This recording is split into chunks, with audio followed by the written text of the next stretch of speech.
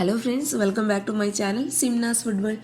അപ്പോൾ ഇന്ന് ഞാൻ വന്നിട്ടുള്ളത് നല്ല സോഫ്റ്റ് ആയിട്ടുള്ള, നല്ല ക്രീമി ആയിട്ടുള്ള, നല്ല മോയ്സ്ചർ ആയിട്ടുള്ള ഒരു ക്രീമി ചോക്ലേറ്റ് കേക്കിൻ്റെ റെസിപ്പി ആയിട്ടാണ് കേട്ടോ. അപ്പോൾ ഈ ഒരു ചോക്ലേറ്റ് കേക്കിൻ്റെ പ്രത്യേകത എന്താണെന്ന് വെച്ചാൽ ഇത് നമ്മൾ ചെയ്തെടുക്കുന്നത് ഓവനോ ബീറ്ററോ ഒന്നും ഉപയോഗിച്ചില്ല. വീട്ടിലുള്ള നമുക്ക് ഏത് പാത്രത്തിലും സ്റ്റീം ചെയ്തെടുത്താണ് നമ്മളിത് റെഡിയാക്കി എടുക്കാനായിട്ട് പോകുന്നത്. അപ്പോൾ എല്ലാവരും ഒന്ന് കണ്ടു നോക്കി ഇഷ്ടപ്പെട്ടാൽ തീർച്ചയായിട്ടും ട്രൈ ചെയ്ത് നോക്കുക.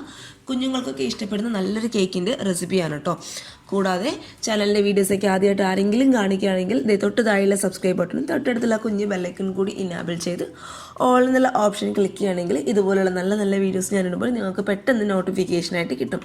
അപ്പോൾ നമുക്ക് പെട്ടെന്ന് തന്നെ ഈ ഈസി ആയിട്ട് ചോക്ലേറ്റ് കേക്ക് എങ്ങനെ റെഡിയാക്കും നോക്കാം. അപ്പോൾ സോഫ്റ്റ് ആയിട്ടുള്ള ഈ ഒരു ചോക്ലേറ്റ് കേക്ക് റെഡിയാക്കാനായിട്ട് ഞാനിപ്പോൾ ഇവിടെ എടുത്തിട്ടുള്ളത് 1 കപ്പോളം മൈദയാണ് കേട്ടോ. അപ്പോൾ ഇതേ സെയിം പ്രൊസീജിയർ തന്നെ ഗോതമ്പ് പൊടി വെച്ചിട്ട് നിങ്ങൾക്ക് ട്രൈ ചെയ്ത് നോക്കാവുന്നതാണ്. പക്ഷേ എപ്പോഴും പെർഫെക്റ്റ് കേക്കിനൊക്കെ എപ്പോഴും കൂടുതൽ നല്ലത് മൈദയായിരിക്കും കേട്ടോ. അപ്പോൾ ഞാൻ എപ്പോഴും പ്രിഫർ ചെയ്യുന്നത് മൈദയാണ്. അപ്പോൾ നിങ്ങളുടെ ഇഷ്ടത്തിനനുസരിച്ച് ചെയ്യാം. ഗോതമ്പായാലും മൈദയായാലും ഞാൻ പറയുന്ന അളവിന് മാത്രം എടുക്കുക കേട്ടോ. അപ്പോൾ ഈ ഒരു കപ്പ് നിറയെ വിരൽ വെച്ച് വടിച്ചെടുത്ത മൈദ ഞാൻ എടുത്തിട്ടുണ്ട്. പിന്നെ നമുക്ക് വേണ്ടത്, നമ്മൾ ഏത് കപ്പിലാണോ മൈദ അളന്നെടുക്കുന്നത് അതേ സെയിം കപ്പിൽ അതേ സെയിം ക്വാണ്ടിറ്റിയിൽ ഇളം ചൂടുള്ള പാല്. അപ്പം മൈദ നിങ്ങൾ 1 കപ്പാണ് എടുക്കുന്നതെങ്കിൽ അതേ സെയിം ക്വാണ്ടിറ്റിയിൽ 1 കപ്പോളം ഇളം ചൂടുള്ള പാല് കേട്ടോ.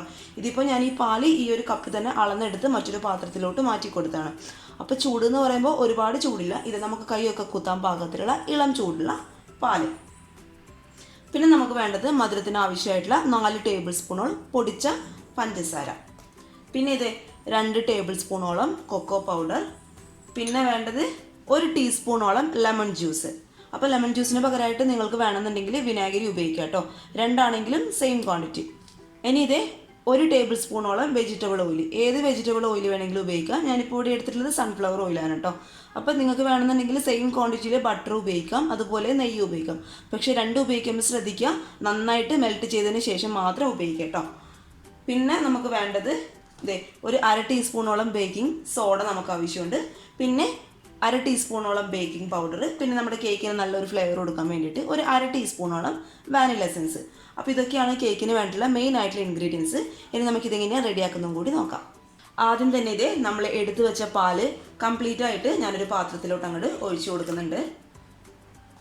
പിന്നെ നമ്മളെ പാല് ഒന്ന് തരുത്ത്, അതായത് ഒന്ന് പുളിച്ച് വരണം. അതിന് വേണ്ടിയിട്ടാണ് നമ്മൾ ലെമൺ ജ്യൂസ് ഉപയോഗിക്കുന്നത്. അപ്പോൾ നമ്മുടെ കേക്ക് നല്ല സോഫ്റ്റ് ആയിട്ട് കിട്ടും. നമ്മളിതിൽ വേറെ മുട്ട അങ്ങനത്തെ ഒന്നും ചേർക്കുന്നില്ല. അപ്പോൾ അതിന് പകരമായിട്ടാണ് പാലൊന്ന് തരിപ്പിച്ചിട്ട്, അതായത് ഒന്ന് പുളിപ്പിച്ചിട്ട് ഒഴിക്കുക. അപ്പോൾ 1 ടീസ്പൂണോളം ലെമൺ ജ്യൂസ് നമുക്കിതിലോട്ട് അങ്ങോട്ട് ഒഴിച്ചു കൊടുക്കാം. അപ്പോൾ ഇത് നന്നായിട്ടൊന്ന് മിക്സ് ചെയ്ത് കൊടുക്കാം. ഇത് 1-2 മിനിറ്റിന് കൊണ്ട് നന്നായിട്ട് അങ്ങോട്ട് പുളിച്ച് വരും കേട്ടോ.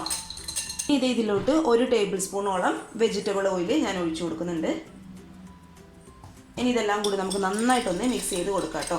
ആ ഒരു പാലും ഓയിലും കംപ്ലീറ്റ് ആയിട്ട് നന്നായിട്ട് അങ്ങോട്ട് ചേരണം. അതുവരെ ഒരു ഫോർക്കോ അല്ലെങ്കിൽ ഇതെങ്ങനെയുള്ള ഒരു വിസ്കോ അല്ലെങ്കിൽ ഒരു സ്പൂണോ വെച്ചിട്ട് നന്നായിട്ട് അങ്ങോട്ട് മിക്സ് ചെയ്ത് കൊടുക്കുക.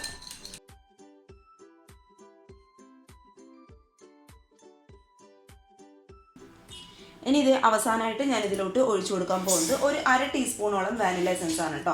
അപ്പോൾ വാനില എസൻസ് ചേർക്കുമ്പോൾ ശ്രദ്ധിക്കുക, ഒരിക്കലും വാനില എസൻസിൻ്റെ അളവ് കൂടി പോകാൻ പാടില്ല കേട്ടോ. കൂടി പോയി കഴിഞ്ഞാൽ നമ്മുടെ കേക്കിന് ഒരു ചവർപ്പ് ടേസ്റ്റ് വരും. അതുകൊണ്ട് അതൊന്ന് ശ്രദ്ധിച്ചേക്കുക.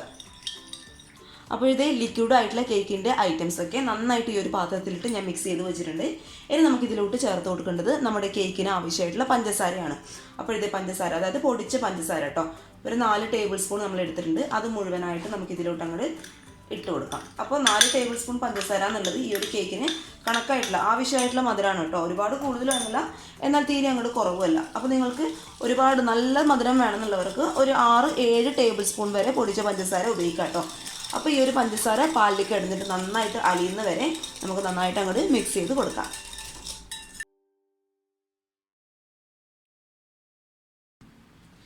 പഞ്ചസാരയൊക്കെ ഈ ഒരു മിക്സിയിലേക്ക് ഇടുന്നിട്ട് നന്നായിട്ട് മെൽറ്റായിട്ടുണ്ട്. കംപ്ലീറ്റ് ആയിട്ട് മെൽറ്റായതിന് ശേഷം മാത്രം ഡ്രൈഡ് ആയിട്ടുള്ള ഇൻഗ്രീഡിയൻസ് ഇട്ട് കൊടുക്കുക കേട്ടോ.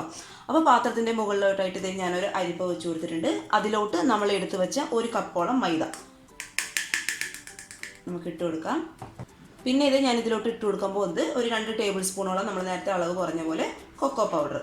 കൊക്കോ പൗഡർ ഇട്ട് കൊടുക്കുമ്പോൾ ശ്രദ്ധിക്കുക, ഒരുപാട് കൂടിക്കഴിഞ്ഞാൽ ആ കേക്കിന് ഒരു കയ്പ്പ് ടേസ്റ്റും വരും കേട്ടോ. അപ്പോൾ ഈ ഒരു അളവിലൊക്കെ മൈദ എടുക്കുകയാണെങ്കിൽ ഈ ഒരു അളവിലൊക്കെ കൊക്കോ പൗഡർ എടുത്താലും മതിയാവും കേട്ടോ. പിന്നെ ഇത് ഒരു 1/2 ടീസ്പൂണോളം ബേക്കിംഗ് പൗഡർ ഞാൻ ഇട്ട് കൊടുക്കുന്നുണ്ട്. പിന്നെ അതേപോലെ സെയിം ക്വാണ്ടിറ്റിയിൽ 1/2 ടീസ്പൂണോളം ബേക്കിംഗ് സോഡ. ഇനി ഇത് ഞാൻ ഇതിലോട്ട് ഇട്ട് കൊടുക്കാൻ പോകുന്നത് നമ്മുടെ കേക്കിന് ആവശ്യമായിട്ടുള്ള, അതായത് നമ്മുടെ കേക്കിൻ്റെ മധുരം ഒന്ന് ബാലൻസ് ആയി കിട്ടാൻ വേണ്ടിയിട്ട് ഒരു നുള്ള് ഉപ്പ് കേട്ടോ. അപ്പോൾ ഉപ്പിടുമ്പോൾ ശ്രദ്ധിക്കുക, ഒരിക്കലും കൂടിപ്പോകാൻ പാടില്ല, ആവശ്യത്തിന് മാത്രം ഇട്ട് കൊടുത്താൽ മതി. ഇനി ഇതെല്ലാം കൂടി നമുക്ക് നന്നായിട്ട് അരിപ്പയിൽ കൂടി അങ്ങോട്ട് അരിച്ചെടുക്കാം. അപ്പോൾ അരിച്ചെടുക്കുന്നത് എന്തിനാണെന്ന് അറിയാലോ, നമ്മുടെ ബേക്കിംഗ് പൗഡറും ബേക്കിംഗ് സോഡ അതുപോലെ ഉപ്പ് ഒക്കെ എല്ലാ കേക്കിൻ്റെ എല്ലാ ഭാഗത്തും, അതായത് ഈ പൊടിയുടെ എല്ലാ ഭാഗത്തും എത്താൻ വേണ്ടിയിട്ടാണ് നമ്മൾ നന്നായിട്ട് ഇത് അരിപ്പയിൽ കൂടി ഒന്ന് അരിച്ചെടുക്കുന്നത്.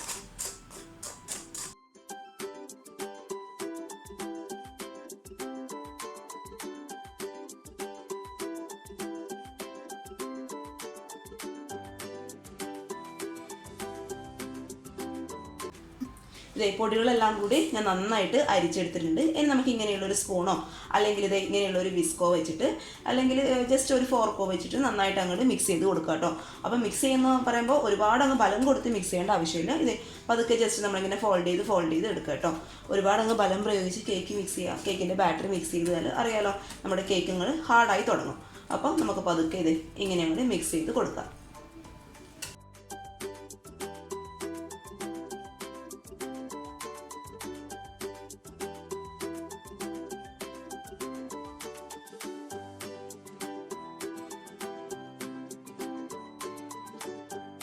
ഇതേ നമ്മുടെ കേക്കിൻ്റെ ബാറ്ററി ഇവിടെ റെഡി ആയിട്ടുണ്ട്. ബാറ്ററി കണ്ടാൽ തന്നെ അറിയാലോ, ഒരുപാട് അങ്ങ് ലൂസല്ല, അതേസമയം ഒരുപാട് അങ്ങ് കട്ടിയിലിരിക്കാനും പാടില്ല.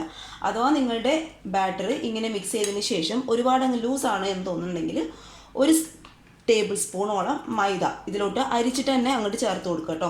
പിന്നെ നിങ്ങളുടെ ബാറ്ററി ഒത്തിരി കട്ടിയാണെന്ന് തോന്നുന്നുണ്ടെങ്കിൽ ഇളം ചൂടുള്ള പാല് ഒന്ന് മിക്സ് ചെയ്തതിന് ശേഷം ഈ ഒരു ലൂസ് ബാറ്ററി ഈ ഒരു പരുവത്തിലാക്കി എടുക്കുക കേട്ടോ.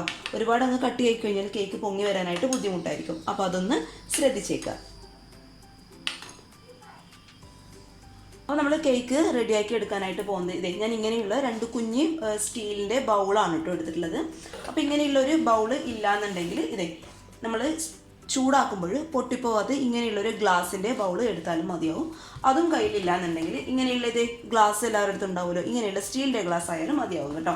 അപ്പോൾ ഏത് പാത്രത്തിലാണോ നമ്മൾ കേക്കിൻ്റെ മാവ് ഒഴിക്കാനായിട്ട് പോകുന്നത് ആ ഒരു പാത്രത്തിൽ കുറച്ച് ഓയിൽ ഒന്ന് തടവി കൊടുക്കുക. നമ്മുടെ കേക്ക് ആയിന്ന് കഴിഞ്ഞാൽ പെട്ടെന്ന് അങ്ങോട്ട് വിട്ട് വരാൻ വേണ്ടിയിട്ട് കേട്ടോ. അപ്പോൾ ഓയിൽ ഇല്ലാന്നുണ്ടെങ്കിൽ ബട്ടർ ആണെങ്കിലും അല്ലെങ്കിൽ നെയ്യാണെങ്കിലും തടവി കൊടുക്കുക. ഇനി നമ്മൾ റെഡിയാക്കി വെച്ച കേക്കിൻ്റെ ബാറ്റർ ഞാൻ 2 ബൗളിലോട്ടും ഒഴിച്ചു കൊടുക്കുകയാണ്. അപ്പോൾ ഒഴിച്ചു കൊടുക്കുമ്പോൾ ശ്രദ്ധിക്കുക, ഇത് മുഴുവനായിട്ട് ഒഴിക്കാനായിട്ട് പാടില്ല. ഏകദേശം ഒരു അര ഭാഗത്തോളൊക്കെ മതിയാവും കേട്ടോ. കാരണം നമ്മുടെ ബാറ്റർ ചൂടാകുമ്പോൾ നന്നായിട്ട് അങ്ങോട്ട് പൊങ്ങി വരും, പിന്നെ പാത്രത്തിൻ്റെ പുറത്തോട്ടൊക്കെ ആവാനുള്ള ചാൻസ് ഉണ്ട്. അപ്പോൾ അതൊന്ന് ശ്രദ്ധിച്ചേക്ക് കേട്ടോ. അപ്പോൾ ഒരു അര ഭാഗത്തോളം ഞാൻ ഒഴിച്ചു കൊടുക്കുകയാണ്. ഇനി ഈ ഒരു സ്റ്റീലിൻ്റെ പാത്രം ജസ്റ്റ് ഒന്ന് ടാപ്പ് ചെയ്ത് കൊടുക്കുക. എന്തെങ്കിലും എയർ ബബിൾസും കാര്യങ്ങളൊക്കെ ഉണ്ടെങ്കിൽ അതങ്ങോട്ട് പോയിക്കൊള്ളും കേട്ടോ.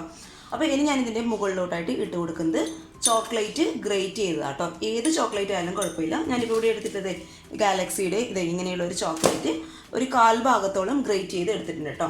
അപ്പോൾ അതിൽ നിന്നുള്ളത് തീർത്തും ഓപ്ഷണലാണ്, പക്ഷേ ഇട്ട് കഴിഞ്ഞാൽ നമ്മുടെ കേക്ക് കഴിക്കുമ്പോൾ നല്ലൊരു ടേസ്റ്റ് ആയിരിക്കും കേട്ടോ. അപ്പോൾ ഇത് നമുക്കിതിൻ്റെ മുകളിലോട്ടായിട്ട് കുറച്ചങ്ങോട്ട് സ്പ്രെഡ് ചെയ്ത് കൊടുക്കാം. ഒരുപാട് വേണ്ട കേട്ടോ, കുറച്ചൊക്കെ മതിയാവും.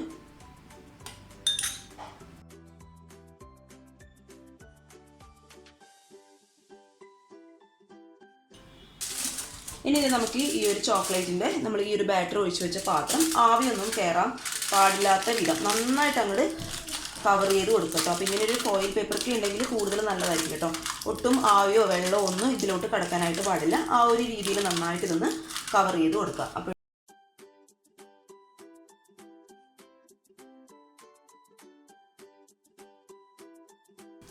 ഇനി ഒരു പാത്രത്തിൽ ഞാൻ കുറച്ച് വെള്ളം തിളയ്ക്കാനായിട്ട് വെച്ചിട്ടുണ്ട്. അത് തിളയ്ക്കുന്നതിന് മുന്നേ ഞാൻ ഇതിലോട്ട് ഇട്ട് കൊടുക്കാനായിട്ട് പോകുന്നത് ഒരു 3-4 ടിഷ്യൂ ഒന്ന് റോൾ ചെയ്തിട്ട്, അതായത് ഇങ്ങനെയൊന്ന് മടക്കി വെച്ചിട്ട് ഞാൻ ഇതിലോട്ട് ഇട്ട് കൊടുത്തിട്ടുണ്ട് കേട്ടോ. കാരണം നമ്മുടെ കേക്കിൻ്റെ ആ ഒരു പാത്രം ഡയറക്റ്റായിട്ട് ഇതിലോട്ട് ഇറക്കി വെക്കുകയാണെന്നുണ്ടെങ്കിൽ നമ്മുടെ കേക്ക് അങ്ങ് കുതിർന്നു പോകും വെള്ളം തട്ടി. അതുകൊണ്ട് ഇങ്ങനെയുള്ളൊരു ടിഷ്യൂ പേപ്പർ ഉണ്ടെങ്കിൽ ടിഷ്യൂ പേപ്പർ വെച്ച് കൊടുക്കാം. അതല്ലാന്നുണ്ടെങ്കിൽ സാധാരണ പേപ്പർ ഒന്ന് മടക്കിയിട്ട് വെച്ച് കൊടുത്താലും മതിയാവും.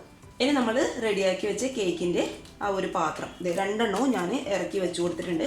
അപ്പം വെള്ളം തിളയ്ക്കുന്നതിന് മുന്നേ രണ്ടും ഇറക്കി വെക്കാനായിട്ട് നോക്കുക കേട്ടോ. വെള്ളം തിളച്ച് കഴിഞ്ഞ് നമ്മൾ ഇറക്കി വെക്കാൻ നോക്കിയാൽ പിന്നെ നമുക്കത് പറ്റില്ല. കാരണം ആവിയും വെള്ളത്തിൻ്റെ ഒരു ചൂടൊക്കെ കാരണം കൈ ഇങ്ങോട്ട് ഇറക്കി വെക്കാനായിട്ട് ബുദ്ധിമുട്ടായിരിക്കും കേട്ടോ. അപ്പോൾ അതൊന്ന് ശ്രദ്ധിച്ചേക്കുക. തിളയ്ക്കുന്നതിന് മുന്നേ 2 കേക്കിൻ്റെ പാത്രങ്ങളും ഞാൻ ഇതിലോട്ട് വെച്ച് കൊടുത്തിട്ടുണ്ട്. ഇനി ഇതേ നമ്മൾ ഒഴിച്ചു കൊടുത്ത വെള്ളമൊക്കെ നന്നായിട്ട് തിളയ്ക്കുന്ന ആ ഒരു സമയത്ത്, അതായത് തിളച്ച് തുടങ്ങുന്ന ആ ഒരു സമയത്ത് നമുക്കിത് ടൈറ്റായിട്ട് അങ്ങോട്ട് കവർ ചെയ്ത് കൊടുക്കാം. എന്നിട്ട് മീഡിയം ഫ്ലെയിമിലിട്ട് ഒരു 20 മിനിറ്റ് കേട്ടോ. അപ്പോൾ കറക്റ്റായിട്ട് കേക്ക് നന്നായിട്ട് ബേക്കായിട്ട് വന്നോളും. അപ്പോൾ ഹൈ ഫ്ലെയിമിലോ ലോ ഫ്ലെയിമിലോ ഇടാൻ പാടില്ല. കറക്റ്റ് മീഡിയം ഫ്ലെയിമിലിട്ട് ഇതൊരു 20 മിനിറ്റ് നമുക്ക് നന്നായിട്ടൊന്ന് സ്റ്റീം ചെയ്ത് എടുക്കാം. അപ്പോഴേ നമ്മുടെ കേക്കിൻ്റെ ചൂടൊക്കെ കംപ്ലീറ്റ് ആയിട്ട് മാറിയിട്ടുണ്ട്. നല്ല സോഫ്റ്റ് ആയിട്ടുള്ള കേക്കാട്ടോ. നമ്മൾ ചോക്ലേറ്റ് ഒക്കെ അതിൻ്റെ മുകളിലോട്ടായിട്ട് ഇങ്ങനെ ഗ്രേറ്റ് ചെയ്ത് കൊടുത്തിട്ടുണ്ട്. ആ ഒരു ചോക്ലേറ്റിൽ കുതിർന്നിട്ടാണ് കേക്ക് ഇരിക്കുന്നത്. അപ്പോൾ എല്ലാവരും ഒന്ന് ട്രൈ ചെയ്ത് നോക്കുക. നമുക്ക് ഈ ഒരു പാത്രത്തോടെ വേണമെങ്കിൽ സ്പൂൺ ഇട്ട് കഴിക്കാം. അതല്ല എന്നുണ്ടെങ്കിൽ ഈ പാത്രത്തിൽ നിന്ന് ചൂട് കംപ്ലീറ്റ് ആയിട്ട് ആറിയതിന് ശേഷം പാത്രത്തിൽ നിന്ന് പാത്രത്തിൽ നിന്ന് എടുത്തിട്ടും കഴിക്കാം കേട്ടോ. അപ്പോൾ എല്ലാവരും ഒന്ന് ട്രൈ ചെയ്ത് നോക്കിയിട്ട് ഫീഡ്ബാക്കൊക്കെ അറിയിക്കുക, പിന്നെ കമൻസൊക്കെ അറിയിക്കുക. അതുപോലെ ചാനലിലെ വീഡിയോസൊക്കെ ആദ്യമായിട്ട് ആരെങ്കിലും കാണുകയാണെങ്കിൽ സബ്സ്ക്രൈബ് ചെയ്യുക. പിന്നെ ഈ ഒരു കേക്കിൻ്റെ റെസിപ്പി ഇഷ്ടപ്പെട്ടാൽ വീഡിയോ ലൈക്ക് ചെയ്യുക കേട്ടോ. അപ്പോൾ നാളെ ഒരു നല്ല വീഡിയോ ആയിട്ട് കാണുമ്പോൾ thank you for watching Simnas Food World. By.